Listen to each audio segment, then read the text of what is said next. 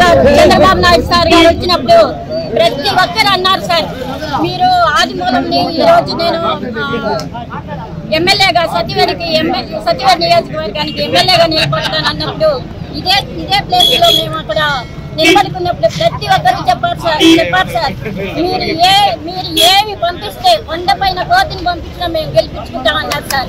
కానీ ఈ రోజు నేను నాయుడు పెట్టింది సార్. ఈ రోజు నేను ఒక ఎమ్మెల్యే దళితుడిగా అనేసి నేను మాట్లాడలేదు సార్. ఈ రోజు అదే ఆదిమూలం సార్ని అసెంబ్లీలో ఎందుకు కూర్చోబెట్టినారు? ఈ రోజు లోకేష్ బాబు మీటింగ్ కి ఎందుకు పిలుచుకోలేదు? ఆ ఒక ప్రశ్నకి నాకు సమాధానం కావాలి సార్. ఇదే నేను అడుగుతున్నాను సార్ మిమ్మల్ని. ఈ రోజు మేము న్యాయంగా నేను జడ్పీటీసీ సార్. ఈ రోజు మేము న్యాయంగా ఈ రోజు ఇన్ని ఏళ్ళుగా న్యాయంగా ఉన్నాం సార్. ఇదే న్యాయాన్ని మీరు నది రోడ్లో నిలబెట్టున్నారు సార్.